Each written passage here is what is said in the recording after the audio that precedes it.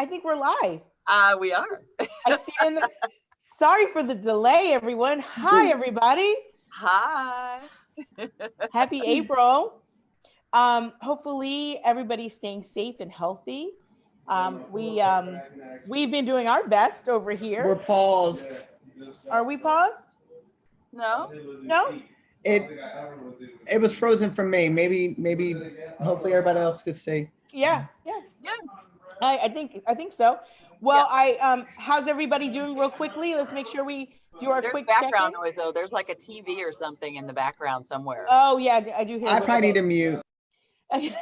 Well, you go first, Daria. How's everything going? Listen, it's one day at a time. I'm thankful for the book club. Yeah. I'm thankful for opportunities to connect virtually. Yeah. And I still have some sense of normalcy. Some sense. It was good. That's a good thing. How you doing, Alana? How are you doing? I am good. I'm a little over zoomed. Yeah. But good. We have had a very good and busy week with work. We had probably a webinar today that had the highest capacity so far. We had about 200 people on. Okay. And we also did an online screening of a movie earlier this week with a discussion. Oh, cool. It was supposed to be in person in different conferences around the country, but we figured out how to do it online. Hey, that's what we're all learning in this right experience. Yes, we're doing things that we haven't done before. Yep. How you doing, Danielle? I'm doing wonderful. Yes, family's well. Everybody's doing well. Everybody's healthy. Everyone is healthy. Yes. Good. Danielle has no complaints. Excellent. That's what we like to hear. So it's been great for me, spending as much time as I can outside, away from the computer, because the technology can really suck you in for sure. And just trying to stay current with all the exciting Instagram parties and, if you get out of this, without catching up on all the shows that people have recommended, I feel like you'll be behind. So I was so crazy this morning. I woke up at 6 a.m., which is just ridiculous when you have to go downstairs to work. And I watched like 3 episodes of a show that I've been trying to get, through so I could have like continued discussions with some other friends. So that's what I did this morning before I went to work. So that was fun. It was good. So, but all is well. And, we're reading, of course, how we are. We are committed to live the book. And technology is our friend. We had a little glitch, so we are sorry for the delay, but we figured it out. Girl power, yay. The more that we use it, certainly the easier it becomes, right? We didn't give up. We wanted to make sure we could live stream. Persistence. That was really, really good. So I think we'll get into it, and we'll talk about the book and talk about what's to come next month. So I'll start and ask that question that I always like. So of course, this was The Glass Castle, the book that we read. And I always start with, did you like the book? Who would you like to start, Keisha? I think I'm going to go with you, Daria. After all that technology, you get to go first. Yeah, I was worried that we couldn't get on. Well, I will say I liked the book. I did feel like I had to race through it a bit because I was running behind, which how can that be possible with all the extra time we have? But Incredible. In any case, what I really liked about it was how much I disliked the mother. That's what I really liked about it. I just really could not stand the mother. Yeah. And it just made me want to keep reading to find out, like, does she ever redeem herself? Great point. I was hopeful that she would. I was really hopeful you were that she would at some point. Yeah. But, Okay. All right. There we have it. Danielle, did you like the book? Like Daria said, even though you're home, you should have more time. I definitely have less. But I never feel like I had enough time when things were normal. So maybe that's just the thought in my head. I'm not sure. Did I like the book? I don't think I liked the book because I started it and I didn't feel motivated to finish. It was kind of like depressing for me and I didn't really want something depressing right now. So I would say no, I didn't like the book, but I didn't finish the book. So there's that.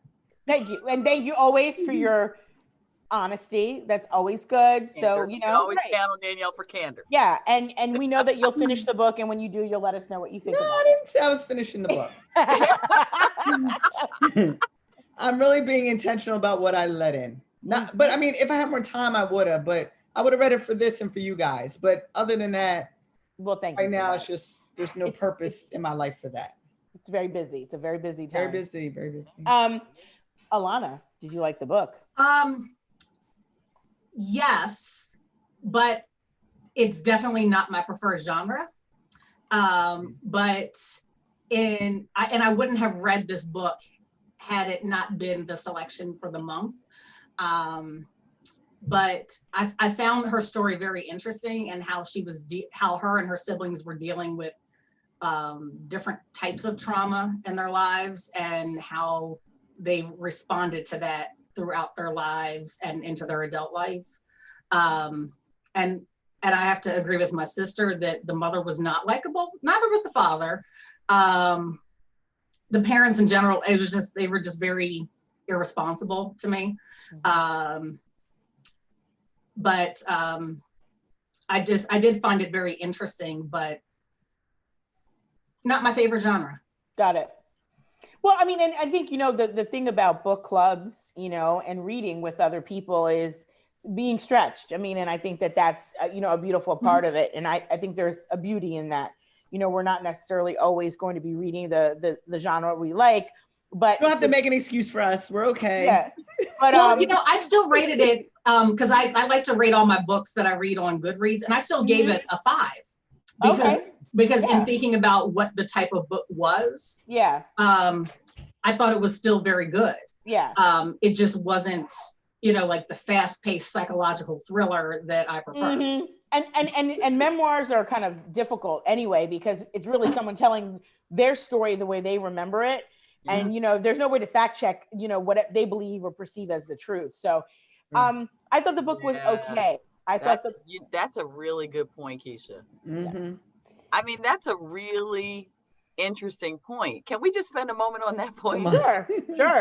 Well, because think about that. Like, what you're saying is there is no way to fact check something autobiographical. No. And I think about the times that I've seen people come out later, like basically protesting an account of themselves through somebody else's autobiography, because they're like, no, that's not the way it happened. So it makes me think, in this case, what would the parents say? What would the siblings say? Would they tell the story the same way? Because this is not fictional, but maybe some parts of it are, in her mind, twisted. Exactly. Who knows?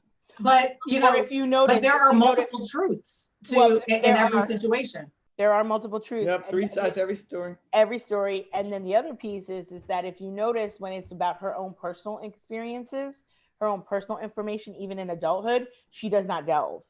She sure does not. So you have to think to yourself. That's what I was thinking to myself. Yeah. This is a very interesting recount, about it. So we'll unpack that. But I was just thinking that when Alana, you were saying about like not necessarily the favorite, genre piece, but still giving it a 5, it's kind of like, yeah, I would too, because it's like someone's story. So, like, and her own belief of what, happened. And would her siblings tell the same story? Probably not. Like, they're all different situations they got into. So maybe they wouldn't tell the same. So one of the questions is, no, did you like the book? I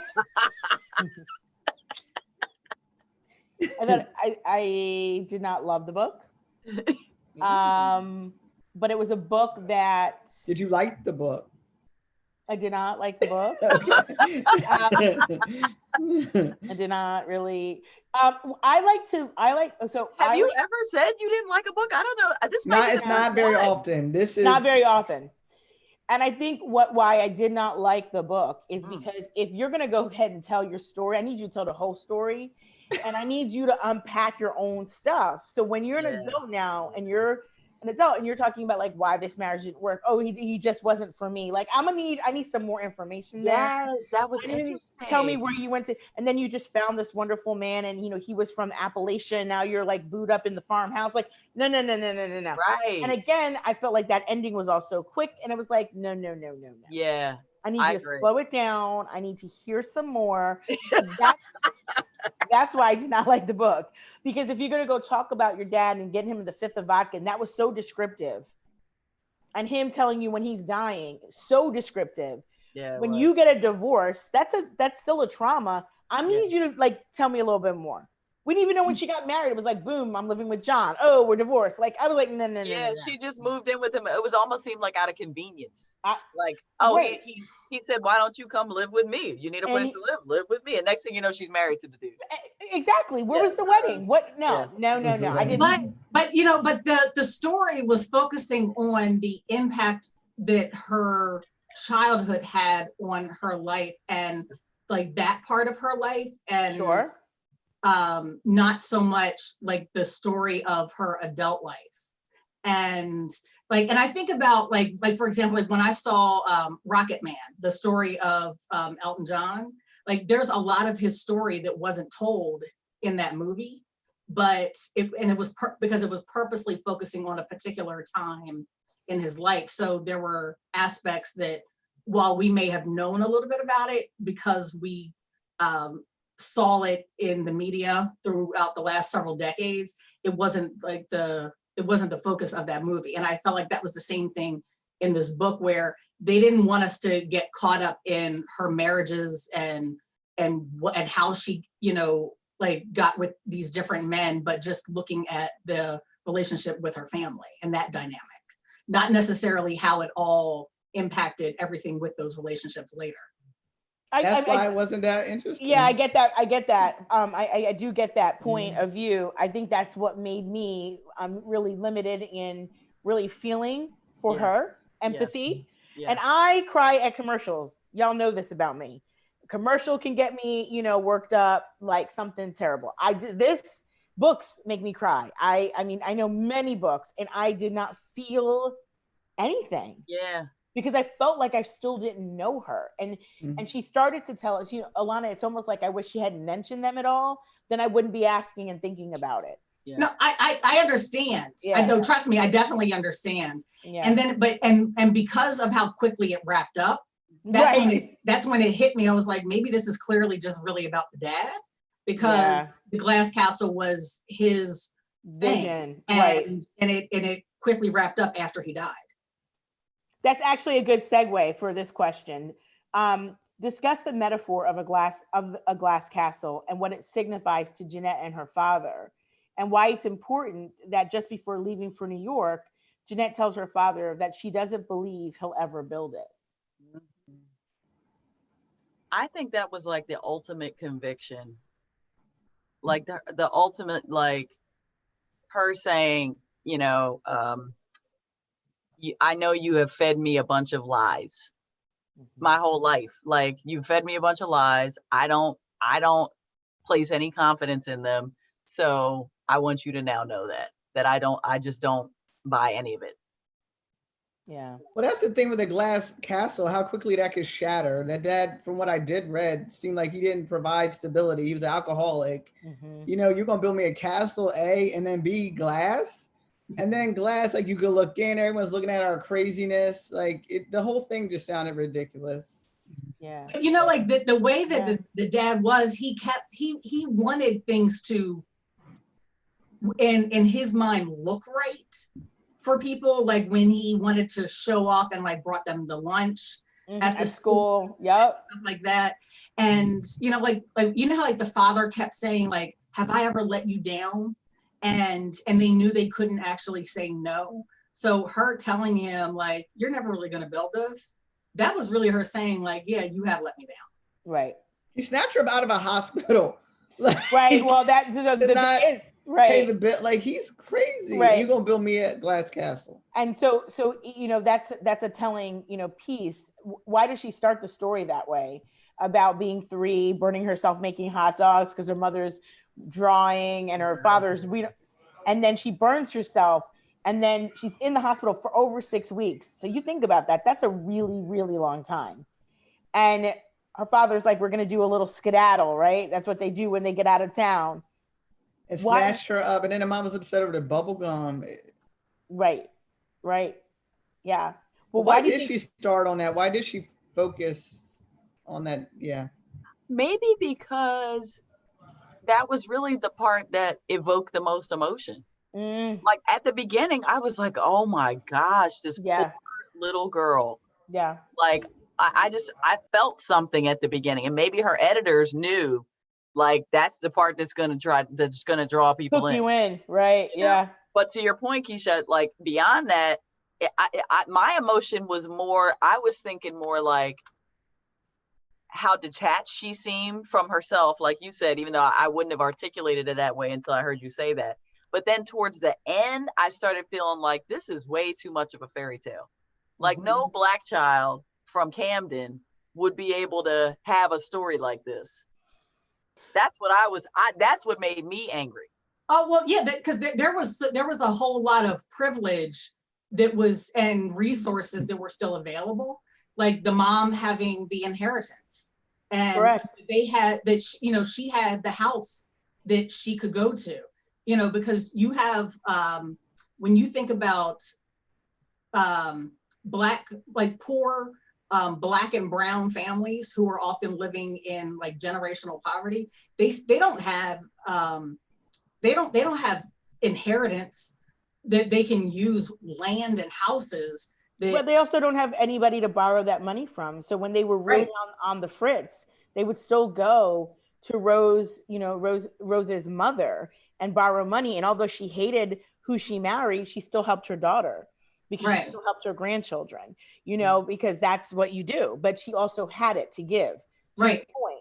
Absolutely. Yeah. A lot of their that life, which Jeannette made clear, was about choice. It was about choice. And her mother didn't grow up that way. And her mother did not grow up in poverty. Right. Rose chose to live in poverty. She did not grow up in poverty. And that's also a big, big difference. So she also knew what was out there, because she also went to college. Remember, she had a teaching degree. Yeah. So these things, in terms of the story, she was choosing, and which I feel was like, perhaps a diagnosis that was not discussed to any great length. I felt like she had certainly very manic states where she was painting and crying and, you kids ruined my life, you guys are great. Like, it was just really all over the place. So I feel like there was some mental, challenges there that were not addressed, and that what her mother was trying to establish within her was some order. And so she wanted to be against that and ran away to the first person who was like, I've been proposed to 27 times, but you didn't ask me, you told me. And she liked that. You told me we were getting married. Right. And that's why she married him, And abused her. Yeah. Yeah. There was certainly mental abuse. There definitely was emotional abuse. There was physical abuse. There was some physical. Yeah. But she hit him. Well, because she also, came back at him. It wasn't like just. Well, never mind. Yeah, no. Yeah, no, I understand. But yes. And then there's also her being, seeing everything with the husband as the alcoholic. Right. So, there was a lot, but, and I kept waiting, like you said, like for that diagnosis of mental illness, and it didn't come. And how they even dealt with their child dying, where her father seemed to be, Jeannette can say, like, her mother could say, oh yeah, your dad was so bent out of shape about that. But I figured God gave us another one and this one's not broken. And it was like, ooh, that's some crazy. She right rationalized everything. She rationalized everything. An explanation. Yeah. Yeah. Why animals could be abused, why it was okay to steal. They threw a cat out of the window. They threw a cat. They were moving and they threw a cat out the window like, oh, the cat will be fine. Yeah. Like, who does that? I'm really glad I didn't finish this story. She did rationalize everything and then said basically like, oh yeah, when your little sister was born, she was brown haired and she didn't match the family. So God gave me you because you matched your sister. Like, it was just very, very, it was mania though. I'm no, psychiatrist, but just the way that she could rationalize everything and justify their behavior as parents. Yep. I thought that was very, very interesting. And know what? It's funny you say that because I forgot about the matching of the hair, But I remember at the end when they were talking about Maureen and how she ended up, and Maureen had the blonde hair that she ended up dying. Correct. And, you know, Maureen had all the struggles with the mental illness. Yes. That had her, you remember at one point stabbing the mother. Stabbing the mother, hating the mother, because she also felt like the mother, she was growing up with other people. She was a part of everybody else's family except for her own, because really they let her go wild, you know. And well, they were living like they were wild. I mean, were. they had a pot in the kitchen to use as a toilet. Absolutely. You know, I mean, by choice, kind of like, why are we living like this? But Jeannette and her brother we're eating popcorn for Yes. 3 days, and we find a ring that you can use for money, but you're still going to have us eating popcorn? Because your father sold my other one. Because you need your self-esteem in the ring. She even said, like, I need my self-esteem. And I'm like, did she really say that? Or is that the daughter's? Is that the daughter's like, that's what, you know, that's when it got to that part about the ring, something just did not feel right to me. It didn't feel the ring. real. The ring is the same woman that was digging in the trash can? Correct. So they found under the house. That is weird. Right. In one of the houses they lived in, they found a 2-carat ring in the house in West Virginia. Out like in the field or something. In the field. And the mother refused to sell it. But she said, it's because your father sold mine that he gave me. Actually, he didn't give it to her. It was her mother. Yeah. Mother gave her engagement. Like pawned it or something. And he pawned it, or in a poker match or whatever he did. And so she said, you know, I deserve something pretty. I deserve something nice. And she refused to sell it. But even, you know, to your point, Daria, about the mother, I mean, she was sitting on land in Texas that had a great value. Right. Despite the house that her mother left her when she died. She had land she could have sold. And she did not. Even a portion of it would have paid for their whole experience. And you don't find that out, obviously, till Jeanette's an adult. You know, so I think that's why the story opens the way it does. Because what could be crazier than your father taking you out of the hospital, you know, when you're not even fully healed, and saying, what could be crazier is the mom digging in that damn trash and thinking, like, that's what I want to do. Yeah, because in the beginning, you wouldn't have thought that the mom had access to resources. You would have thought that both parents were just down and out, or mentally ill, or both had substance abuse issues. Right. And as the story progresses and you find out that the mom has a degree, has a teaching certificate, that the mom can lose has a job, get another job, and the land, right, the ring, all these different things. And then she's like, I don't feel like working. Why do I have to earn money now? And it's like, because you're the parent? Yeah. Well, one of the questions asked, you know, Rosemary says she's an excitement addict. And then in one of the other questions, it said that she always said that life with Rex Walls was never boring. And she said life with your father was never boring. Do you think that was truly it? Like she was an excitement addict and didn't want to be bored? Or was there really something more there? I think about the part where this is the story where, remember where they got the piano and he like rigged it up to a truck or something and they were trying to drag it into the house and she almost got run over. And I mean, I'm just like, what kind of, that is not excitement. That's actually like, is that when she fell out the car? Didn't she fall? Is that what Jeanette? Jeanette falls out of the car and they don't even know. The time Daria's talking about? No, he found a piano. And they were trying to like, basically they jerry rigged some kind of like ramp to like, with a pickup truck, like pull it into the house. Yeah. And the car ended up kind of like jutting forward and going, and the piano ended up going through the whole house and ended up on the other side, out of the house. Because that was the mom's fault. Well, how's it the mom's fault? Well, the mom was driving the car and like hit the gas too hard. But what I guess what I'm saying is, think about living in that kind of watching that all go down, chaos. Yeah, where you're getting hung out of a window. Remember, he hung her out the window. He did, showing her underwear. We always had to go find him in bars, and she was have to go find him. Like, what kind of? That's not excitement. But there are a lot of women that look for that. They think that is excitement. They look for that. They want to feel those butterfly, that craziness. Like they don't understand that just normal and knowing someone's coming home at 5 and I know he's gonna like want the same dinner on Thursday. Like drama and danger are not excitement. Exactly, but to some women they fiend on that. But agreed, like Right. But I think Seems that like that's too why much. it's so funny with the word excitement addict, right? Like that, it seems like it is way too much. And But I you're, think that is a real word. I mean, I think that is a real problem for people. I agreed. Like I it's more agreed. like the adrenaline junkies that like they have to keep going. They need like a higher high. Like the danger has to be a little bit higher each time, because it's just not enough to. It's Like just, the I mean, risk it's just like a takers. workout. So Or to know what's coming next. Like Mhm. they don't want that part. So in terms of But Jeanette's that is too much, though. oh, it was. I mean, way- everybody needs some excitement, right? I guess, Yeah. or at least vicariously through someone else. Do you go into a bar with your husband and leave your kids in the car for hours on end and watch your husband play poker? And Yeah, the kids are in I the would. car, and you I would never, but come out with a bag of chips and a Slim Jim and a candy bar. That's when Jeanette falls out of the car. They had left the bar, right? I mean, it's like, what are you? you didn't realize for like I don't know how long. they came back for her, luckily. Yeah, her brother was crying, and I finally got it out of him. What was wrong? Oh, we fell out of the car. See, but I mean, how much of this do you think really happened like that, though?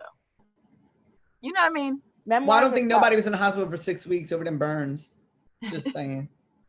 or was it around, or did she not know that they were looking at child welfare, and maybe they had her there a little bit longer? I mean, we don't really know. Or was it a week? But when you're 3, it feels like it months. probably feels like 6 weeks. Sure. All true things. I want to hear the mom side of this. Right. I mean, I agree. I mean, so what do you think about the relationship with the siblings? I mean, in terms of, their connection. They were trying to save money together. That's when I first was like, okay, they really are like a unit. They were trying to save this money to be able to get to New York, to escape, essentially. That was like their little escape fund. Yeah. And then the dad, maybe it was the mom, somebody stole that money. Mm-hmm. And they're like, man, we got to start all over again. Like that. They were like, that's when I was like, oh man, I can't imagine being in that situation, trying to do something like that with my sister. And then bam, we're back to square one. All right, let's do it again. Right. And so then your mother goes off for 2 months to some camp, to some retreat, and leaves you with $200 for 8 weeks. Right. Right. For the family, and then your father takes the money, tells you all the things that he needs to do with the money. I mean, she was 13. But you know what? But they had lived with less. Yeah. And the mom leaving because she was going to take these classes to renew her certification, and so it made sense that she had to go do that. But oh my goodness, we have comments. I just noticed. I was wondering who was checking the comments because I can't see them. Oh my goodness. I'm sorry. So Tanya is here. Oh, hey. Hi, Tanya. Hey, Tanya. And so is Elisa. Hi, Lisa. Sorry, y'all, that we have been so engrossed. I know. And not noticing the comments. That's hilarious. Aww. So what are they saying? What are they saying? Did they like the book? So Elisa said hi, and she said it's hope. And it's like hi, this Lisa. COVID, I'm losing hope. And then Tanya said hi, and she said Jeannette and Brian were always bonded since they were little. She's answering the sibling question. Yep. And then she said, remember when she fell out of the car, which we just just right. About. That was traumatic. I was like, this is crazy. So crazy. I want to know what they think about the excitement addicts. What do they think what do they think about that? Yeah. Well, and Elisa is also commenting while they're thinking about their comments, but Elisa said she thought, this is again on the sibling point, Elisa thinks it's great that Brian and Jeannette took care of each other, and Brian was ready to have her back when he heard Jeannette got into a fight. Mm-hmm. And he was also ready to chase down the man who had been molesting her in the bedroom that time. Remember, he had the knife. Yeah. He would have, because Brian was molested, right? By the mom. No. Rex was molested by his mother. It appears that Rex probably as a child was molested by his mother. But I thought Brian was molested by Rex's mother. Irma. She tried to touch his penis, and then he ran and he told Jeannette, and Rex was like, don't talk about it. Clearly he had some trauma. But then also Rex's brother was trying to feel, Jeanette's leg at some point. She tells her mother, and her mother's like, her uncle. Her uncle, and And Jeannette says to her mother, and her mother's like, well, some women, they get really crazy about this stuff. So glad you can handle this. He's alone. He must be so lonely. He must be Oh, so lonely. poor Uncle so and so. Stanley. I was like, what? But you remember also, even when they were back, I don't remember if it was in Battle Mountain or in Phoenix, when like the people were like coming in the house because they wouldn't lock the doors and the windows, and somebody was touching her, and they still wouldn't lock the doors after that, even though they were still trying to, even though they knew that this had happened. They said they needed fresh air. And I'm like, I wish my parents would have said that they needed fresh air more than me being safe. Right. But they were just not, they felt like all these things made them stronger. And at one point, in the book, Jeannette says, like these things made us stronger. We were never sick as kids, in terms of like the fresh air and sunshine kind of like, mantra. She kind of justifies some of their behavior. So there are, there are two really cool questions I want to ask. Well, but let me chime in real quick, because there's a comment. Tanya was saying about the excitement addict piece. Mm-hmm. She said she thinks they were just mentally off, saying excitement addict was just an excuse. They're just mentally off. And then Elisa's saying something similar to what we were just saying, that they were just free spirits. They didn't want to live by society's rules. They were just like, screw that. Sorry, carry on. No, very good points. I mean, free spirit for sure. Yeah. So in college, Jeannette is singled out by a professor for not understanding the plight of homeless people. Instead of defending herself, she keeps quiet. Why do you think she does that? Embarrassment. What question is this, Keisha? Which question is this? Number 9. I know why I would do it. I don't know why Jeannette would do it. Oh, besides, I feel like me justifying myself to you, you're not worth it. Like, but I don't know why Jeannette would do it. But like, wait, is this like, okay? Thank you. Wasn't she having dinner with somebody? She was in class, and it was like a class, I think, on society. It was like, I think it was a sociology class, and basically the professor was saying, do you think people really want to live on the street? Do you think people really want to go and not have a home and not have clean clothes? Oh, yes. And so Jeannette starts to say, like, maybe. Right. Yeah, I was thinking of the other time when she was covering up the whole West Virginia background and what her parents did. She was lying about.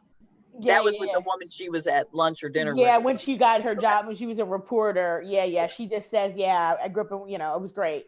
But in college, she's faced with this question because the professor is like, why would you think that, do you have a different like answer or response? And I mean, and to your point, Danielle, I mean, I think at first maybe, like if I say what I really feel and think, then you are going to pry into my business, and then I'm going to be out there. Or you're going to go back and forth with me, and I just might not feel like engaging you in that. I know what I grew up. I know what I experienced. Right. I know some people may say they're choosing. Yeah. And she had the real experience, so she stays quiet. She's also a young, pretty white girl at Barnard. So, which is a liberal arts women's college in New York City.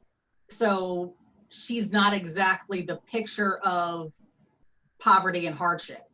And so that and she may have realized in that moment that was not who she wanted to be, and chose a different identity for herself and didn't want to reveal who she really was. Mm-hmm. Because she didn't have to be that, because that wasn't the stereotype. Tanya said she said she didn't want to expose her past, and she was embarrassed, that she was basically trying to fit in. Yeah. She's trying to fit in. And I think it's always, I think it's interesting, because what that part of the book made me think about was her interaction with Irma and how they were so strong, Lori and Jeannette, against Irma. She really was the antithesis of how they were really raised, with this free thinking, everybody's equal, everybody's the same. And, when Irma is using the N-word and saying, oh, you're going over to that place and that, they take a really strong disliking to Irma, because it's really not how they're raised. Mm-hmm. And and they're not quiet then. And then the pivot in college, to counter the professor, all of a sudden, like Jeannette doesn't have that like fight in her anymore. I thought that was just very interesting. The dichotomy at that point in her, because it's like she was younger then, now she's older, she's experiencing some more hardships, and now she just kind of wants to like fit in. Versus I think it's almost like he gave her a gift of making an assumption about her, and she just let that assumption stand. Like, you want to assume I come from privilege? Okay. Yeah. Right. Yeah. Yeah. I mean, and have we not had, I'm sure y'all have had people make assumptions about you, probably good and bad. And maybe sometimes you debunk the assumption, sometimes you let it ride. Like, if I don't care about them, I don't care. Keep your assumption. Yeah. It all depends on the paycheck. It works in your favor. Yeah. Yeah. And I know paycheck. I mean, mostly mine has been about a paycheck. What are you talking about, Keisha? Please explain. Well, sure. I mean, we are on the live Zoom. Yeah, this is how YouTube. So keep it YouTube, this is not my current. It's not my current place of employment, because I love that place. But I remember being a consultant, and it was a holiday, Martin Luther King Day, and I remember really not wanting to be there, but I was like, this money is like so good. There were so many stereotypes thrown at me all day. And then the chair of like the English department of this school, just like wanted to pile on at lunchtime. And it was like, you know what? I'm just going to let you say everything that you believe, get it all out, because I know it's going to be really hard to counter that. And I have to think of a really smart way to say it in like 2 sentences and just like leave you with that. Like, drop the mic, because it was all day. And it was like, I would have been fighting with 45 teachers all day, instead of just thinking about how I just counter when I'm ready. But it's really, really hard, because people make assumptions all the time. Right. And sometimes you close your mouth, sometimes you don't. And sometimes it is about the economics of it. Mm-hmm. Tough. So Elisa made a point, and I commented back, but I'm curious what you all would say to Elisa about this. So Elisa says, given her age, she's realizing later in life what's really important, and she's realizing that she was raised with some good values. Good. What do you think of that? I agree. I commented back with my opinion. What's your opinion? What's your opinion? I said, really? Are you sure? Even though she was taught to steal and lie? Oh, we're talking about Jeannette. Yeah. I don't know. Like, her parents concocted this heist where it's like, all right, if you go to the teller and I go to the ATM at the same exact time, we can both clear the account out, withdraw all the money, and get double what we had in there.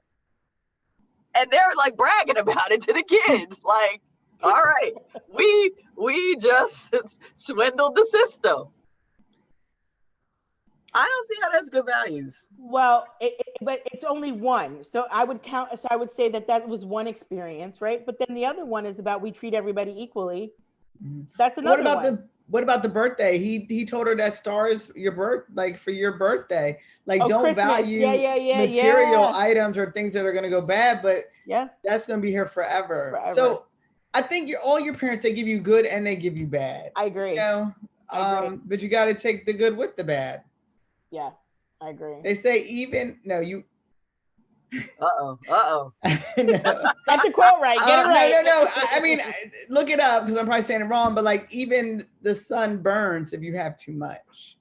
Like, you need some rain. You can't have it all good. So I like that. Yeah. I could probably point out 5 things my mom did wrong to mess me up, and 5 things my dad did wrong to mess me up, but put them all together and you have the perfect, not that I'm perfect, but like the perfect, what you're supposed to be for society in the world. Correct. You got you get all the lessons, and all the lessons aren't always good ones.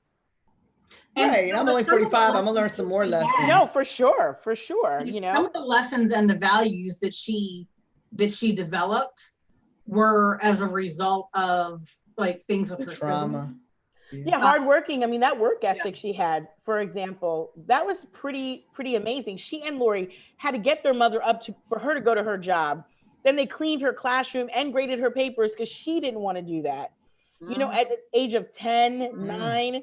I mean, Lori was only like a couple years older than her. I thought that was really impressive. And that's if that really happened. Again. And would I want to be raised by her parents? No. Well, Daria, why do you doubt that it happened? Well, because I think I probably put that doubt in her head. No. I was thinking this the whole way through. I was just like, remember I said like I was waiting kind of like for the mother to redeem herself, because I'm like, all this really happened. So my question to you is, so you what's read the mother side of this? Right. Well, right. What's her position? Yeah. So one of the questions, and this is going to be interesting because we all read it. I think, and Alana, you read Educated. So there's a question that says, you know, thinking about this book, you know, where it tells a wildly original and wildly dysfunctional family with humor and compassion. You know, were there other comparable memoirs that you've read? Because this book was like 2004, 2005, right? That you've read that could compare. So when I was looking at the questions, you know, earlier today, I thought about Educated. Yep. And what made me like that book more? Maybe because it was longer. I don't know. There was more context. There were more layers of the characters or the people, because it's also a memoir. It made it to me more believable. And the characters in the story, they seem to have some more resolution. And I think that's what I didn't get in this. Yeah. Same. You know? And so Alana, did you read Educated? I did not, but what I was seeing within this was just a lot of things with a lot of the kids that I've taught over the years, and like some of the craziness that they've shared with me about things in their lives, and I'm thinking to myself, like, how are you functioning? Like, how are you even showing up at school? I know. And that was Jeannette and her siblings. That they were still showing up. And they didn't have food. They were dirty, and you know, and there was somebody that needed to pay attention to give them a hand up. And Jeannette and her siblings had other resources that helped them with that. But yeah, I saw many of my students in there, like especially like the ones that I've had that have been in some of like the urban schools and some of the kids when I was working at the juvenile correctional facility. Yeah, many similarities. I mean, what they say all the time is, you know, they're rural issues and some of those urban issues. They're really poverty is poverty. It really is. Yeah. It's terrible. But what we have in America is we have a race issue, as we know, and so sometimes that privilege is extended, and oftentimes it's extended. So we know that their stories are different. I mean, and really they can talk about it in a different way. I was like kind of captivated by that. I was just thinking about my mom and dad. If I like wrote a memoir, I don't know. Like, you should. I mean, maybe I will, right? I mean, there's time. I'm only 43, but you know, I'm just thinking about that, like how that might feel or, you know, resonate with the family. But you also have the luxury, because it's your story. Sure, right. Choose which stories you get to tell from your story. And this story made me feel that way. This story made me feel that way. Like I could take out the pieces that like. That's true. And focus because like, what would Daria choose to tell from our childhood versus what would I choose to tell? Right. Stories that are the same. Like, how are our perspectives different? Yeah. And then some you might not even remember. Like when I listen to Kenny and Kaya tell their stories, I'm like, that didn't happen. Yeah. You know, like Kaya remember some, Kenny remember some, but sometimes neither of them remember the same story. Yep. So yeah, my sisters and I have that all the time. They're like, you don't remember when this happened? They're like, no. I was like, yeah. So I mean, yeah. And then my parents deny stuff. They want to retell it differently. Like, no, Dad, you did tell me that. No, Danny, I would never say that. Right. Yeah, okay. Yeah. My mind remembers it. Right. And I made decisions based off of it. So right. I mean, so do you think it was weird that Jeannette stayed close to her siblings as they had moved to New York and they, kind of got on their way? Did you think that was normal? Did it seem weird? Did it seem right? I thought it was. I think it made sense. They had a good. They were close. They were supportive of each other. So let me, can I chime in with one thing? So Elisa is saying she thinks it's hard for you. I guess she's talking to me. She thinks it's hard for me to believe because I never experienced the things that these people live through. And that she personally never questioned the story. I would just say, check your assumptions, Elisa. Next. Mm-hmm. Yeah. Well, I wonder what she means by that. Like, I guess she's saying that you just don't know. I guess she finds similarities in this girl's you life. Can't assume what people have been through and what they have not. So, Mm-hmm. I mean, even in this story, in real life, with anyone. Yeah, with anybody. Yeah, so, for sure. Yeah. So, I mean, so do you think that it was normal for them to, stay close? You think it was expected because they were a close family, Alana, right? That's what you were saying? I wasn't surprised that the siblings were close. I was surprised that she stayed in contact with her parents. I feel like they were very much, I mean, the adults in a lot of ways. I mean, the parents had to live with Lori, then the brother took on the dad when they were, they needed to split them up for a little bit. They seemed to just be grown-ups and really take on the role of caring for them, realizing they had the incapability of doing so. That's what I kind of saw, and I think they were looking after them because, out of respect. And I do think they love them. And they always say, like, a child who's even, the most abused by that parent, they tend to want to be with what they know in the environment that they know versus what they don't know. Yeah. And I guess, And I feel like if you're going through trauma with these other siblings, like y'all went through that together, y'all survived together. I mean, right. Like with fraternities and sororities, that's why, you do that hazing, you bond a little bit, right? Because you're going through all that together. Mm-hmm. I think there's even a term for it. I think it's called like trauma bonding. Like that people, there's like trauma bonds that form between abusers and those who they abuse, or those who go through the abuse together. Yeah, for sure. Yeah, I thought that was very interesting for me. And then if you don't go through enough trauma, maybe then you're not that close. So they say, one of the questions is that, Jeannette refuses to condemn her parents. Were you equally non-judgmental? I don't think we were.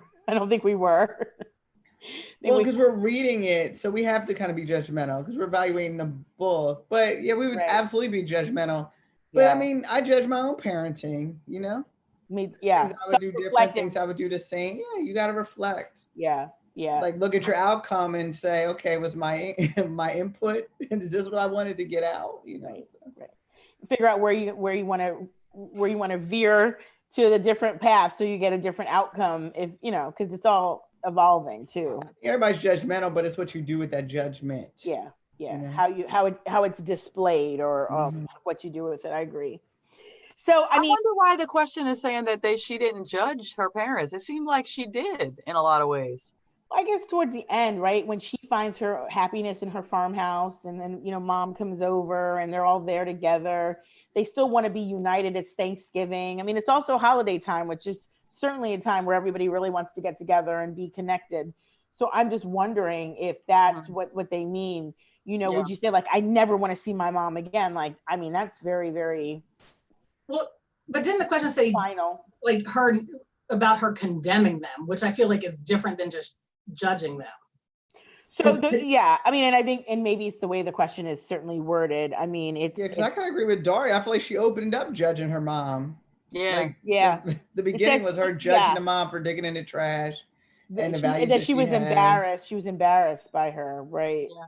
So it said, like, for many reviewers and readers, the most extraordinary thing about The Glass Castle is that despite everything, Jeannette Walls refuses to condemn her parents. Were you able to be equal? Who wrote that? Her editor? Well, hey. These are the questions. I'm calling nonsense on that. Right. I know. Yeah. The premise of the question seems off to me.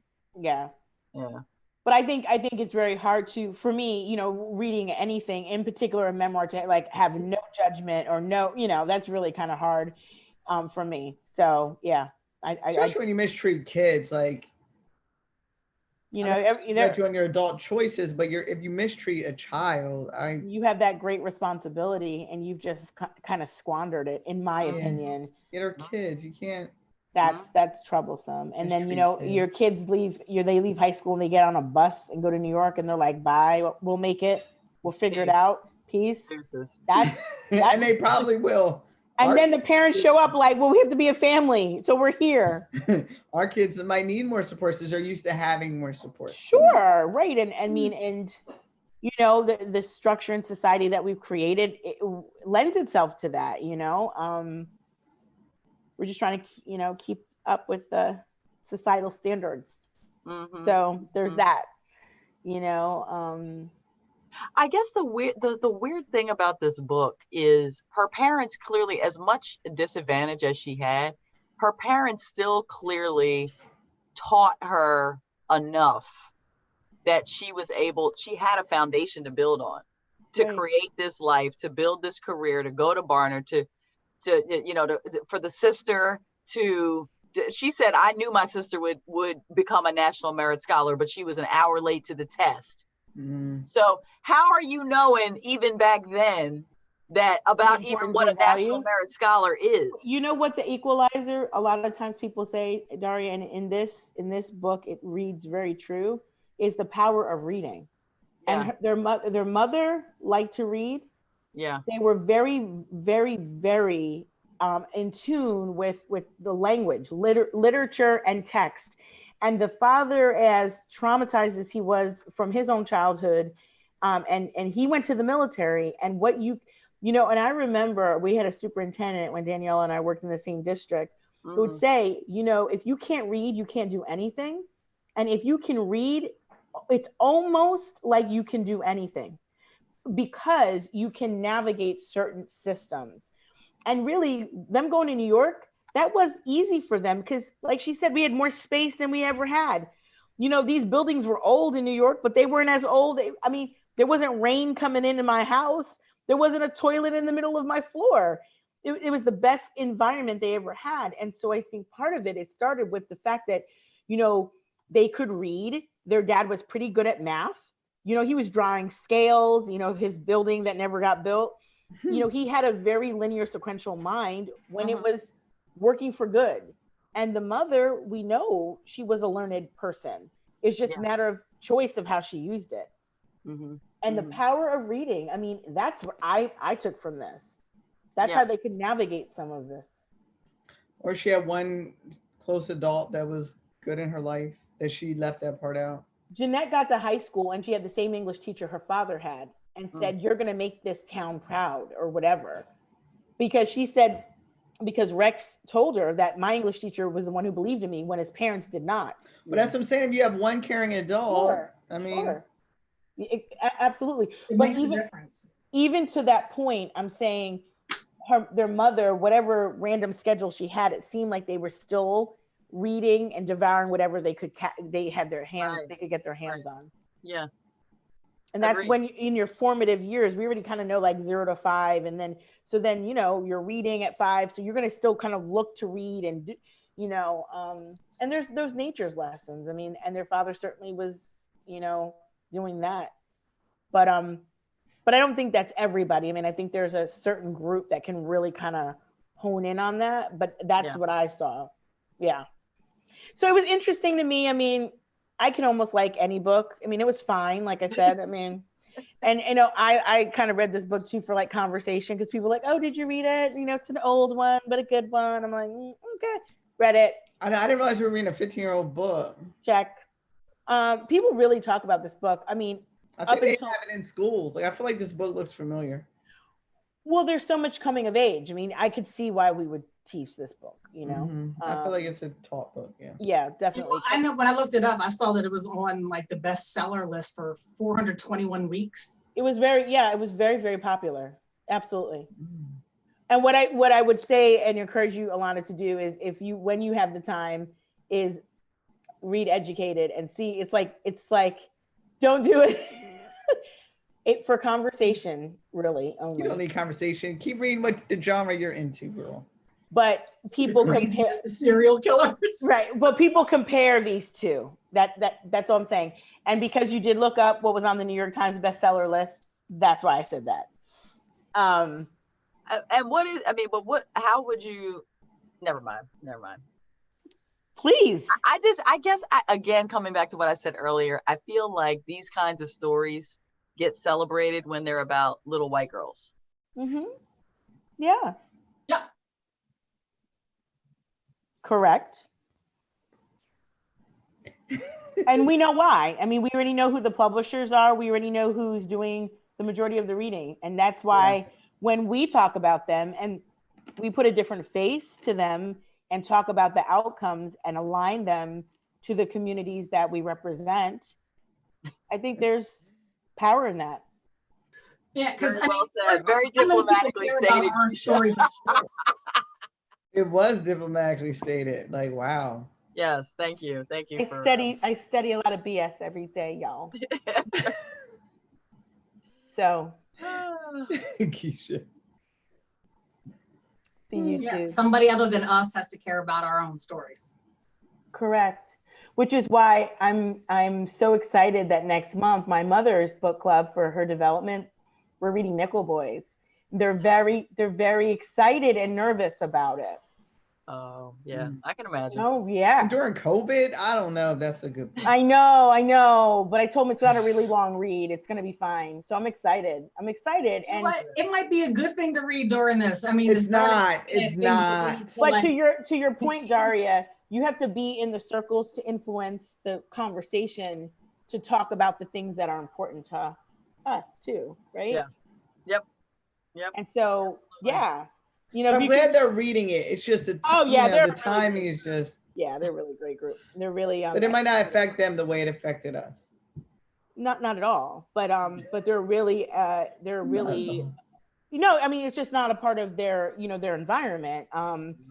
And what my mom and when they allow me to participate, what I think we bring is just like a different spin on things. You know, again, being born at different stations and places in life. So it's cool. Like, that's why it's so good to like be in different circles and clubs and just hearing, different challenges and opportunities and taking, that a calculated risk and stepping out, and sometimes we have to talk about things that are uncomfortable and talk about. So Alana might know, maybe, you've heard of Ruby Payne, right? Mm-hmm. So, Ruby Payne is very, talking about poverty and all of those pieces. And so, one of the reasons is because she lent an eye into how it is, what poverty looks like across the landscape of America, and it not necessarily being in an urban center. And then people are starting to realize like that, poverty is poverty, right? It's an economic thing first. And so I think that's what I like about some of the books, because we can talk about it in different platforms, so we're already at end of April and we're still in, we're in New Jersey. So we're still in a shelter in place. And so we have another book coming up, right? May is coming. And May is the month where the three of us, we do our big reveal for colleges for our children. So we promised you that. So that's coming up. And I'm looking for our next date and our next book in May so that you guys can begin reading tomorrow. So May 21st. Yeah. Am I right? I'm looking at my calendar because I have to stay ahead. May 21st, yes. 8 o'clock.